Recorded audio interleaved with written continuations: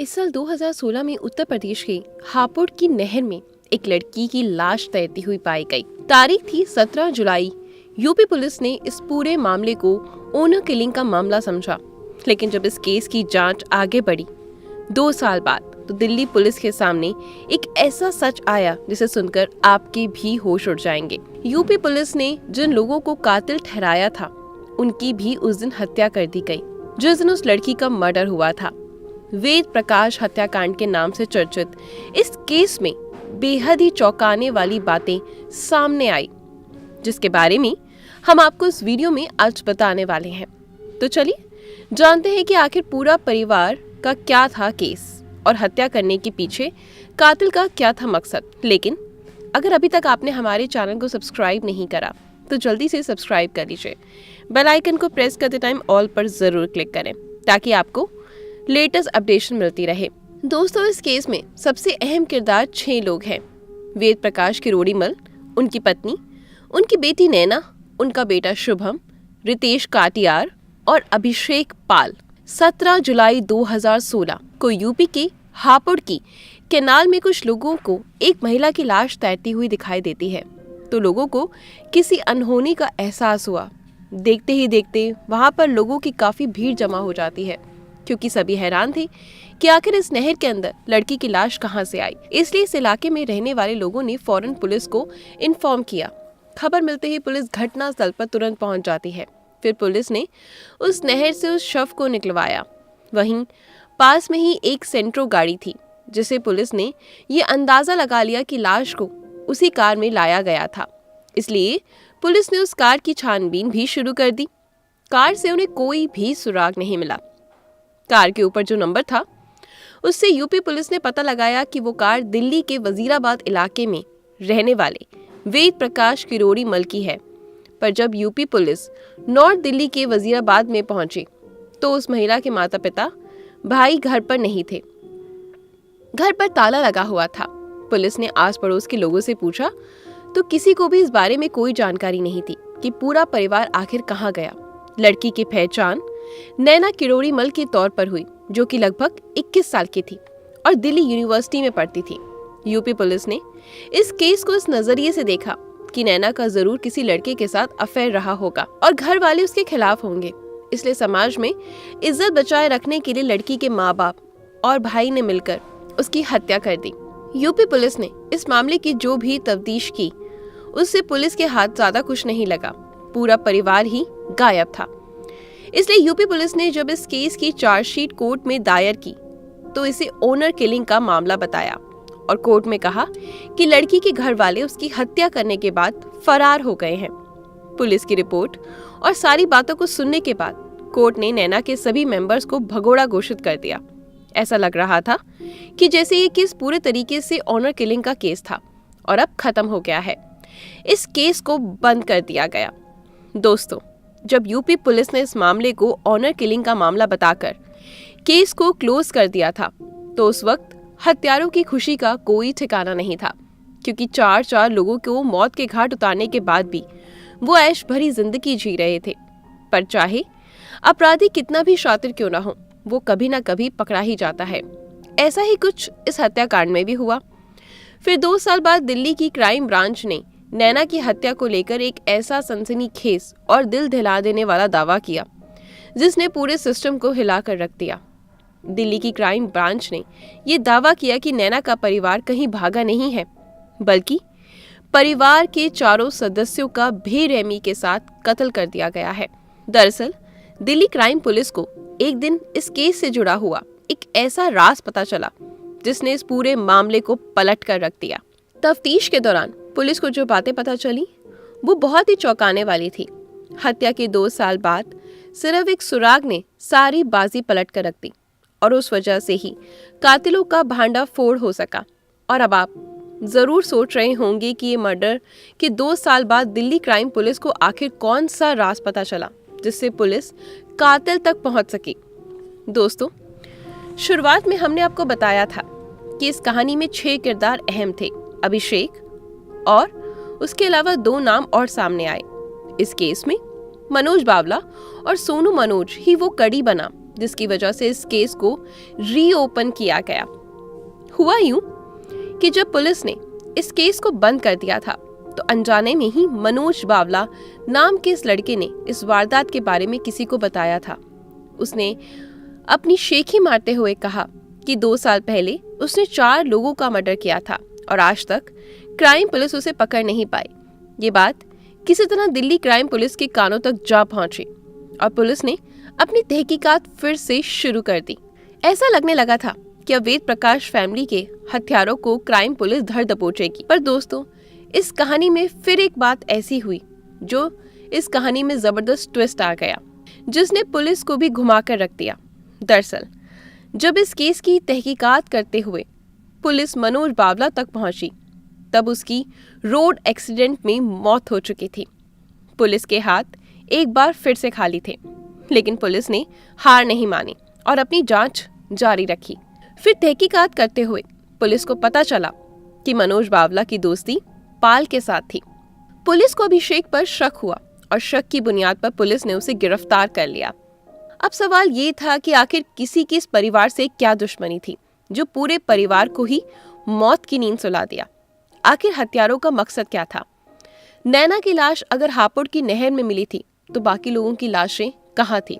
तो इन सबके जवाब पाने के लिए अब पुलिस ने अभिषेक पाल से पूछताछ करी। पहले तो अभिषेक पुलिस को चकमा देने की कोशिश क्यों लगा रहा, लेकिन पुलिस ने जब अपना रवैया थोड़ा सख्त किया तो वो टूट गया। उसके बाद पुलिस के सामने कुछ ऐसे सनसनीखेज खुलासे हुए जिसे सुनकर पुलिस के भी होश उड़ गए। अभिषेक पाल ने दिल्ली क्राइम पुलिस को ऐसा क्या बताया था? इस सब के बारे में जानने के लिए इस घटना से पहले के समय में जाना होगा। वजीराबाद के रहने वाले वेद प्रकाश किरोड़ीमल एक फाइनेंशियल थे। उसके अलावा दिल्ली के मजनू का टीला नाम की जगह पर उनके कपड़ों का एक बहुत बड़ा बिजनेस भी था। उनके पास पैसों की कोई कमी नहीं थी और इसलिए उनकी जिंदगी में सब कुछ बहुत अच्छा चल रहा था। उनके परिवार में उनकी पत्नी साधना, बेटी नैना और उसके अलावा एक बेटा शिवम भी था। पूरी फैमिली बहुत हंसी खुशी से अपनी जिंदगी जी रही थी। लेकिन तब एक दिन कुछ ऐसा हुआ जिसकी वजह से पूरे परिवार का खात्मा कर दिया गया। वेद प्रकाश की दुकान पर रितेश काटियार नाम का एक लड़का काम करता था। उसे ऐसा लगने लगा कि नौकरी करके वह अपने परिवार की जरूरतों को पूरा नहीं कर पाएगा, इसलिए वह अपना बिजनेस शुरू करना चाहता था। पर कोई भी काम शुरू करने के लिए पैसा होना बहुत जरूरी है। उसके पास वो नहीं था। उसने इस बारे में वेद प्रकाश से बात करी, अपनी मजबूरी बताते हुए कहा और उसके पास काम की शुरुआत करने के लिए पैसे नहीं हैं। इस पर वेद प्रकाश ने उसकी मदद करने के लिए तैयार हो गए। इस तरह से रितेश काटियार ने अगस्त 2015 में वेद प्रकाश किरोड़ीमल से 9 लाख रुपए का लोन ले लिया। जब रितेश ने कर्ज लिया उस वक्त अभिषेक पाल उसका गारंटर बना। इसके अलावा वेद प्रकाश किरोड़ीमल की दुकान भी किराए पर ले ली गई थी। तो वेद प्रकाश किरोड़ीमल की हेल्प से अब रितेश ने अपना काम शुरू कर लिया। शुरू में तो सब कुछ बिल्कुल ठीक चलता रहा और हर महीने रितेश काटियार वेद प्रकाश को लोन की किश्त भी दे दिया करता। लेकिन उसका बिजनेस दिन ब दिन खराब होता जा रहा था। उसे नुकसान होने लगा। लगातार होते हुए घाटे की वजह से अब रितेश के लिए हर महीने लोन की इंस्टॉलमेंट देना और दुकान का किराया देना बहुत मुश्किल हो गया था। अब रितेश काटियार ने कर्ज की किश्त और रेंट देना बंद कर दिया था। पहले तो वेद प्रकाश किरोड़ीमल ने उसको बहुत प्यार से समझाया कि वे समय पर उसका पैसा दे, लेकिन जब रितेश काटियार के सिर पर जू तक नहीं रहेंगी तो फिर उसने उसके ऊपर अपने पैसा वापस लेने के लिए प्रेशर बनाना शुरू कर दिया।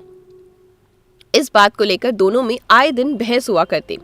पैसों की वजह से दोनों के बीच के रिश्ते में बहुत कड़वाहट आ गई। लेकिन इस परेशानी का कोई हल नहीं था क्योंकि रितेश काटियार का बिजनेस पूरे तरीके से डंप हो गया था और ऐसे में उसे वेद प्रकाश को देने के लिए पैसे नहीं थे।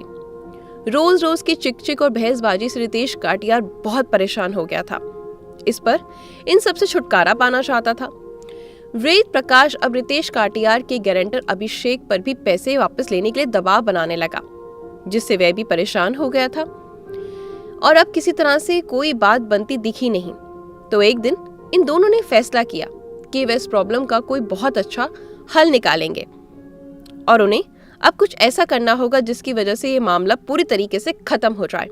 पर आपको यकीन नहीं होगा कि इन दोनों के शैतानी दिमाग में एक ऐसा घिनौना आइडिया आया जिसने इंसानियत को शर्मसार कर दिया। अब आगे जो भी है आपको इस केस के बारे में पता चलेगा, जो आपको अंदर से बहुत ज्यादा दुखी कर देगा, क्योंकि अब ये दोनों कुछ बहुत ही खतरनाक काम करने वाले थे। काफी सोचने के बाद इन्होंने प्लान बनाया कि वेद प्रकाश किरोड़ीमल को हमेशा के लिए मौत की नींद सुला दिया जाए। हत्या की साजिश में इन्होंने 2 किशोर लड़कों मनोज बावला और सोनू को भी शामिल कर लिया। प्लान के मुताबिक अभिषेक ने अब नैना के छोटे भाई शुभम को ड्राइविंग सिखाना शुरू कर दिया, क्योंकि उसका मकसद था कि वो इस परिवार के करीब आ जाए, जिससे वे कामयाब हो सके।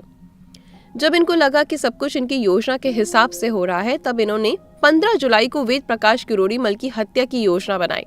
हत्या वाले दिन यानी कि 15 जुलाई 2016 को अभिषेक पाल लगभग सुबह के 11 बजे वेद प्रकाश के घर पहुंच गया और उसने वेद प्रकाश से कहा कि शुभम की कार के टायर खराब हो गए हैं, उन्हें चेंज करवाना बेहद जरूरी है। उसने वेद प्रकाश को टायर बदलवाने के लिए अपने साथ टायर की शॉप पर चलने के लिए कहा। दुकान पर जाने के लिए घर से दोनों निकल जाते हैं। वे इस बात से बिल्कुल अनजान थे कि अभिषेक उनके साथ कोई खूनी खेल खेलने वाला है, क्योंकि चाहे लाख लड़ाई झगड़ा हो, पर वेद प्रकाश को अभिषेक के ऊपर भरोसा था, क्योंकि वह उनकी काफी समय से काम करता था। शायद यही उनकी सबसे बड़ी गलती थी, जिसकी वजह से उनकी और उनके पूरे परिवार की जान गई। कई बार हम ऐसे लोगों पर भरोसा कर लेते हैं जो आगे चलकर हमारे आस्तीन का सांप बन जाते हैं। इसलिए बहुत जरूरी है कि हमें दूसरे लोगों पर हद से ज्यादा विश्वास कभी नहीं करना चाहिए। तो फिर अपने घर से निकलकर वेद प्रकाश गाड़ी की अगली सीट पर बैठ गए। वेद प्रकाश किरोड़ीमल फ्रंट सीट पर बैठे हुए थे। तभी मौका देखकर क्लच वायर लेकर उनका गला घोटना शुरू कर दिया गया। वेद प्रकाश बुरे तरीके से तड़प रहे थे और अपनी जान बचाने की हर संभव कोशिश करने लगे, लेकिन सब बेकार। जब उनका शरीर ठंडा हो गया तो कातिलों ने उनके शव को कार की डिक्की में डाल दिया। दोनों बहुत खुश थे कि उन्होंने कितनी चालाकी के साथ वेद प्रकाश किरोड़ीमल को मौत के घाट उतार दिया, लेकिन अब इन दोनों को इस बात का डर सताने लगा कि जब वेद प्रकाश घर नहीं पहुंचेंगे तो ऐसे में वेद प्रकाश किरोड़ीमल की पत्नी साधना और बेटा शुभम पुलिस को इस बारे में जानकारी दे कि वे अभिषेक के साथ घर से निकले थे। बस इसी डर की वजह से इन दोनों ने फैसला किया कि वो उस पूरी फैमिली को ही निपटा देंगे। लगभग दोपहर को 2 बजे इन दोनों ने शुभम को कॉल किया। उसने कहा कि तुम्हारे कार के टायर सही हो गए हैं, तुम आकर एक बार गाड़ी चलाकर देख लो टायर सही है या नहीं। शुभम को इस बात की जरा सी भी भनक नहीं थी कि कोई इस तरह धोखे से बुलाकर उसकी हत्या कर सकता है। शुभम की हत्या भी ठीक वैसे ही की गई जैसे वेद प्रकाश किरोड़ीमल की गई थी, यानी कि उसका मर्डर भी क्लच वायर से किया गया। गला घुटने की वजह से और सांस रुकने की वजह से शुभम ने दम तोड़ दिया। उसका मर्डर करने के बाद अभिषेक और रितेश काटियान ने उसकी बॉडी को पीछे डिग्गी में रख दिया, जहां पहले से ही वेद प्रकाश किरोड़ीमल की बॉडी रखी हुई थी। दोनों बाप बेटों का काम तमाम करने के बाद अब इन दरिंदों ने अगला निशाना वेद प्रकाश किरोड़ीमल की पत्नी साधना को बनाया। शाम हो चुकी थी और उस वक्त वे फिर से वेद प्रकाश किरोड़ीमल के घर पहुंच गए। वहां उनकी पत्नी साधना से झूठ बोला कि उनके पति का एक्सीडेंट हो गया है और वह हॉस्पिटल में है। अपने पति की एक्सीडेंट की खबर सुनकर साधना बहुत परेशान हो गई और वह इन दोनों के साथ घर से निकल गई ताकि जल्द से जल्द अपने पति के पास पहुंच सके। लेकिन बेचारी साधना को क्या पता था कि उनके पति और बेटे को तो पहले से ही कत्ल कर दिया गया है। अब उनकी बारी है। साधना को मारने के लिए भी उन्होंने सेम उसी क्लच वायर का इस्तेमाल किया जिससे उन्होंने वेद प्रकाश और शुभम को ठिकाने लगाया था। अब केवल नैना बची थी। लगभग रात 9 बजे के करीब दोनों आरोपी वेद प्रकाश के घर फिर से जाते हैं और नैना को वही एक्सीडेंट की झूठी कहानी सुनाते हैं जो उन्होंने उनकी मां साधना को सुनाई थी। नैना भी उनकी बातों में आ जाती है और उनके साथ घर से निकल जाती है। रास्ते में नैना को भी क्लच वायर से गला घोटकर हत्या कर दी जाती है। एक हंसता खेलता परिवार कुछ ही घंटों में मौत की नींद सुला दिया जाता है और हत्यारों को अपने किए पर ना तो कोई शर्म थी और ना ही कोई दुख। ऐसे लोग इंसान कहलाने के लायक भी नहीं होते। वो अपने किए हुए कांड के बारे में अफसोस तो तब करते जब उनके दिल में थोड़ी सी भी इंसानियत होती। जब उन्होंने उस पूरे परिवार के लोगों को खत्म कर दिया तो उसके बाद वे उस कार को लेकर इस स्कूल में गए जो सुनसान था और वहां कोई भी आता जाता नहीं था। चारों लोग वहीं पर उन लाशों को फेंक कर वापस आ गए। 16 जुलाई की रात को एक बार फिर वो चारों स्कूल में गए और उन्होंने सभी लाशों को मैट में लपेटा और एक बार फिर से कार की डिक्की में रख दिया। लेकिन इस बार कार जो थी वो वेद प्रकाश किरोड़ीमल की थी। ये वही सेंट्रो कार थी जो हापुड़ की नहर के पास मिली थी। ये बहुत चालाकी से अपना काम कर रहे थे ताकि किसी को इस हत्याकांड की भनक ना लगे और इसलिए उन्होंने उन शवों के ऊपर परफ्यूम से भरी हुई कई बोतलों का छिड़काव करा ताकि किसी को भी बदबू ना आ सके। सारे काम के बाद हत्यारे सेंट्रो कार को चलाकर यूपी के हापुड़ तक पहुंच गए और वहां पर ऊपर गंगा कैनाल में चारों लाशों को डाल दिया। अगली सुबह कुछ लोगों ने एक महिला की लाश को नहर में देखा और फिर पुलिस को बुला लिया। बाकी 3 लोगों के शवों के बारे में आज तक कुछ पता नहीं चल सका। इस मर्डर के मेन एक्यूज रितेश काटियार ने डिप्रेशन और गिल्ट में आकर 2017 में आत्महत्या कर ली। सोनू को भी मौत हो चुकी थी और बावला भी सड़क दुर्घटना में मारा गया था। जरा इनकी किस्मत देखिए, इन लोगों ने 1 साल पहले 4 लोगों को निपटाया था और अब वे खुद ही इस दुनिया से जा चुके थे। दिल्ली क्राइम पुलिस ने हत्या के मास्टरमाइंड अभिषेक पाल को गिरफ्तार करके अपनी आगे की इन्वेस्टिगेशन शुरू कर दी, जिससे सारा केस खुलकर सामने आ गया। फिलहाल ये मामला कोर्ट में चल रहा है और ऐसी उम्मीद है कि आरोपी को कड़ी से कड़ी सजा मिलेगी। लेकिन अगर यूपी पुलिस साल 2016 में इस मामले को ओनर किलिंग का केस ना मानते तो अभिषेक पाल इस टाइम तक ऐश की जिंदगी नहीं गुजार सकता। पर पुलिस के सामने ये केस कुछ इस तरीके से सामने आया कि तहकीकात के दौरान पुलिस को ये ओनर किलिंग का मामला ही लगा।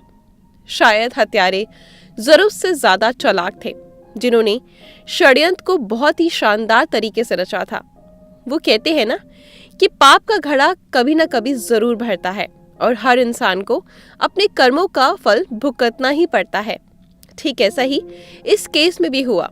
दोस्तों, इस हत्याकांड के बारे में आपकी क्या राय है? आपको क्या लगता है कि यूपी पुलिस ने आखिर सही इन्वेस्टिगेशन क्यों नहीं की होगी? आपके हिसाब से क्या वेद प्रकाश किरोड़ीमल ने रितेश काटियार को पैसे देकर गलती की, या उन्हें रितेश काटियार और अभिषेक पाल पर जरूरत से ज्यादा पैसे वापस लेने के लिए दबाव नहीं बनाना चाहिए था? आप इस केस के बारे में क्या सोचते हैं, हमें कमेंट में ज़रूर बताएं। और अगर आपको हमारी इस तरह की वीडियोस पसंद आती हैं तो वीडियो को लाइक और शेयर ज़रूर करें।